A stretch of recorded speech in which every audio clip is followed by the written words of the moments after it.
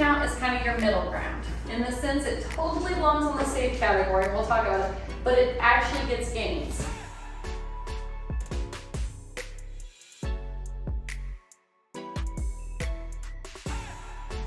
They usually start to kind of put things into one of the two teeter-totter slots. One of those is kind of what we call safe money, and the other is more of risky money. If we think of it like a teeter-totter, and you have safe on one side, and you have risk on the other side, it's not that things are on one side or the other. Some are closer to the teeter-totter than others, and our goal is to find a balance in here. What do you think when you think of safe money? What are the first things that come to mind? Why do we like safe money? Low risk. Yeah, there's not a lot of risk. The risk is low. Why do we dislike safe money naturally?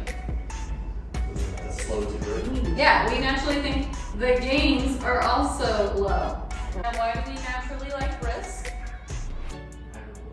Yeah, so we usually think, Michelle, I can gain so much tomorrow. Now, why do we not like risk?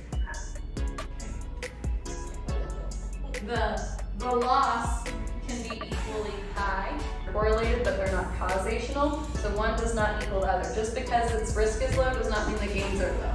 Just because gains are high does not mean risk is high. So one that a lot of people don't realize that falls over here is actually small business. Now, what part of the teeter-totter is literally what small business are you in?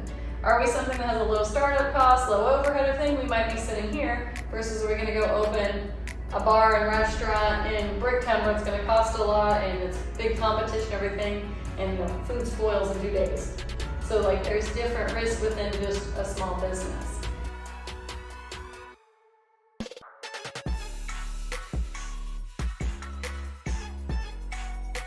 Money goes into your indexed account, and then it gets interest, so it gets its gains based off of a stock index.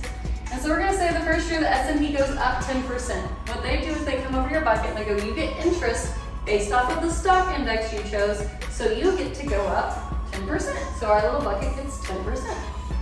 And then we're going to say next year the market goes down 10%. So what makes this cool is they go, well, you were actually in the bucket, not in the market. So they put a floor under our feet, and that floor is a 0% floor. So what they say is since you weren't in the market, you didn't actually put your monies at risk.